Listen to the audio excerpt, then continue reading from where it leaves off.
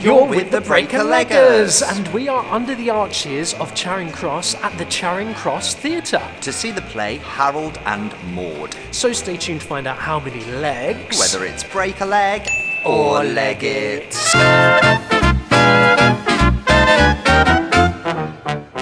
We want you to be the first to hear about theatre up and down the country, including right here in London's West End. So please do hit subscribe now and you'll be the first to find out. Yes, please join us in our Leggers community. Comment below about this production, any shows you're seeing up and down the country that you are interested in. Yeah, we're here today to see Harold and Maude at the Charing Cross Theatre.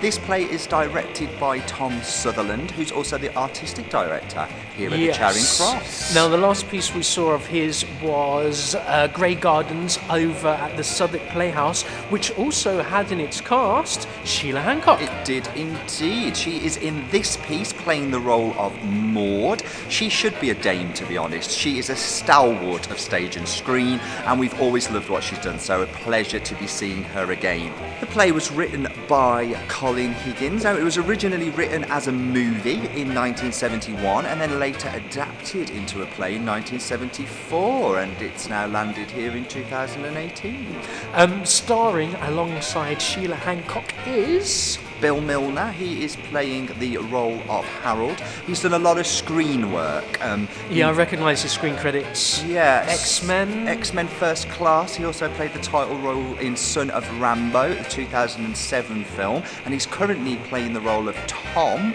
in the Netflix series iBoy. Yeah, have you seen it? No.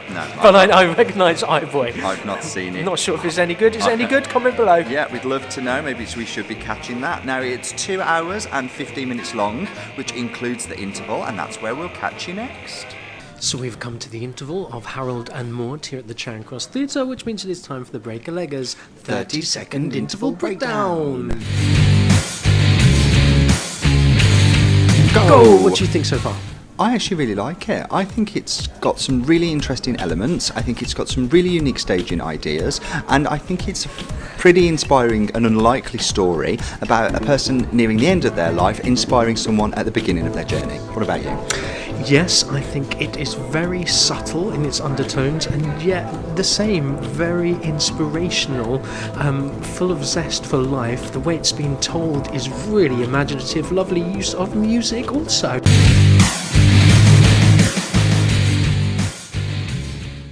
We've come to the end of Harold and Maude at the Charing Cross, so I'll start with you.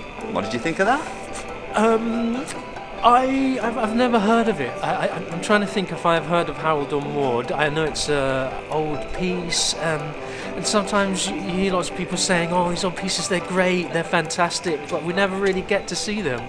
And in fact, it's really nice and really charming and a beautiful piece of writing. To start with, I think the piece in itself, the story of Harold and Maude, has got, I can see echoes of it in stories I've seen, but this is told really well, and I really connected with it at certain points, and especially by the end, it landed really well with me, partly to do with the use of music, but I'm sure we'll come on to that in a little bit. So I, for one, really liked it a lot. Yeah, it's a pretty simple story. It's told well. I mean, this is a period setting. It's a 1970s setting, which I love that sort of, retro. Yeah, retro. I love that sort of costume, that style. That's really something that appeals to me. But do you know what? I can see echoes of this being a modern story. It made me feel a sort of championing of, in a way, pansexuality, of falling in love with somebody's spirit, of falling in love with them regardless of any barriers, regardless of gender, regardless of age, regardless of appearance. And the beauty in when that happens and the magic of it was beautifully told. I'm quite emotional. Now that you mention that, I think that is what is so nice about it. It's about seeing liberty and not having fear and not being judged and living each day as if it's your last and being able to appreciate every single moment. And I think because that's what it is about, it resonates so well. So there was one line in it that I've got to say really summed everything up for me. The line, who's the playwright again? The playwright is Colin Higgins. There was one line in it where Maude leads Harold to a tree and he says, "But what if we fall?" And she says, "It's fruitless notions like that never get us anywhere." And you know what? It hit me really hard. I thought it summed up the piece perfectly. Yeah, because you can live with fear, and I think that's it. Many people have fear because they're afraid of what people might think, or if it goes wrong, and it's all to do with, who cares? Yeah, just go out and climb to the top of that tree, and don't be scared of falling down. Connect yourself to the ground and the stars. Yeah, and at least you will know. That's the biggest thing. You will never know unless you try. The company itself were, largely really good. Actor musicians, by and large, which was a real treat. It is very much a play with music, and yet you mentioned, let's come on to music now. It's at the heart of this piece, and it works beautifully. Yes, with a story like this, with music, it just elevates the undertones. The loss is amplified, the joy is amplified, everything is just connected. The themes of the music that have been composed by, who's the composer? The composer is, sound designer is Andrew Johnson and composer Michael Bruce. He's done such a fantastic job, Michael Bruce, with his cast. Such a talented cast, because they sing as well as acting through various stages, different characters through the piece. They're on stage throughout as well. It's not a musical, but it is a play with touches of the of musicality about it. There were absolute moments. I can tell Thom Southerland is a musical theatre director because there were moments where I expected them to burst into a full number. Like I almost thought that the emotion and the way that certain scenes built up to that musical moment could just literally turn into an all singing, all dancing production number. And do you know what? I almost wouldn't mind. Like, I almost feel like it's a beautiful play, but I wouldn't mind a few songs. No, well, sometimes I was thinking there is a song that is sung, which fits beautifully, but I don't know if the musical would be too far. However, just the underscoring was fantastic. They were fantastically tight, like say for the sentimental moments, but also for the quiet fun parts. The brilliant moments where the mum is talking on the phone, and on the other end of the phone is just strings, and it's just some really clever ideas from the creative company and the director.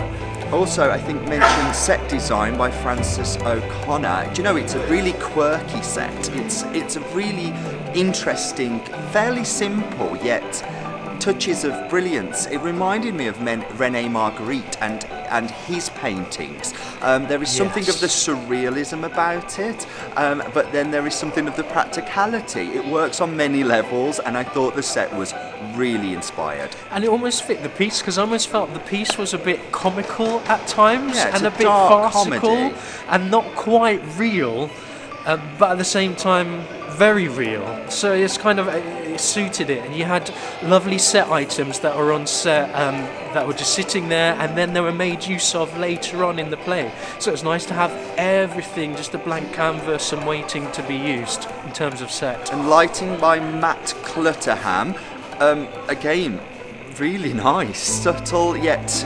alive. It felt alive in the lighting. The moments of colour that were brought in and just kind of featured. I thought the featured lighting was beautiful. Yeah, lovely uses of modern lighting in terms of LEDs, but then also stripped back when they're talking about a sunset and looking at a sunset, and you see the colours change. And plus you've got a lot of stuff, because it's just pretty much a bare stage that everything happens in. Lovely bringing up of certain elements.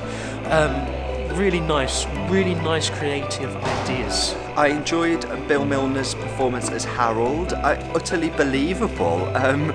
He goes on this journey of sort of despair. He has an overbearing mother, again played beautifully by Rebecca Kane. She was hilarious. I mean, I'm sure she's really relatable. A lot of mothers want to pair their sons off with somebody at any cost, and it's actually more about them than it is about their children. That was relatable. But yeah, the way that Bill and her, how they reacted with one another and their relationship was really well done, really well thought out, and it was a journey. They were different people by the end, I felt. Yeah, lovely journeys. I did think Bill was very subtle. I didn't think he did too much. I think sometimes you can come in and give loads, and I guess this is quite an intimate venue, so you are very close to everything, and it was just right. Just right. Perfectly pitched. Yes. And then we've got to come on to the main lady herself, Sheila Hancock as Maude. What an actress. I mean, to me, she embodied that spirit that Maude has, of that carefree joyfulness and zest for life, of knowing when to begin and knowing when to end. And I just thought, as an actress, she made the same sorts of choices with such verve. This must be a really nice part to play, I think. I think she'd have struggled to turn this down once she got hold of that script. It's just such a beautiful, inspirational part. She's so funny, and yeah, she delivers it just with ease, so natural. I believed it was almost written for her. Yeah.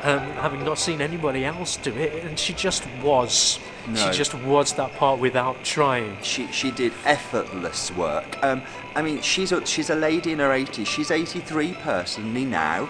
She's not going to be on stage for the rest of her life, potentially. And I think if there's a piece to see her in which sums her later career up and her abilities now as an older woman, getting some really great parts, it's this. For her alone, I would send you along. Yeah, I would definitely say that. Yeah. I would agree. Also, I think it's worth mentioning the going back to the script. Whilst it is great and whilst it is simple yet effective, there were a few little lulls for me. There were a bit where it felt a little bit like it sagged, in both acts, in fact, particularly in Act 1, less so in Act 2. It's not a perfect script, but it is a script that is full of just life, and that's really important. And I think this is where the director, Thom Southerland. Thom Southerland has really done a fantastic job, because he has brought it to life. I think that this could be almost too dull in the wrong hands, but kind of using the quirky use of the staging, the lighting, and the music, how everything moves, how everyone is always on stage. There's always something going on. So just some really beautiful, creative touches for this one. Well, that sort of sums it up. I bet you're wondering how many legs we're going to give Harold and Maude. Well, for Harold and Maude playing here at the Charing Cross Theatre, the Breaker-Leggers are going to give... Four legs! It's a really joyous, and I keep using that word, enlightening, engaging, uplifting experience, and I feel privileged to have had it. The company by and large are great. To be honest, there are a couple of weaker links in that, and sometimes the script does sag a little, but overall a beautiful time and a great way to spend an evening. Yes, really nice story that anyone, I think, can connect with. Yeah, such relatability. Lovely sentiment. I'm a bit of a swinging brick, and I too kind of felt myself I connected with it emotionally. I could and quite come the easily applaud, have a tear just came down. I thought, where did that come from? I think it's because it's kind of a tear of joy, of happiness, of the verve for life. But yes, I think it's just some parts it sags, but as a complete piece, by the end, you are on board with it. Zesty. That's what I would call it. That's what we thought. What did you think? Yeah, please let us know. Yeah, we'd love to hear from you. Make sure you leave us a comment. Make sure you hit subscribe. We're the Breaker-Leggers. We'll catch you again soon. Bye!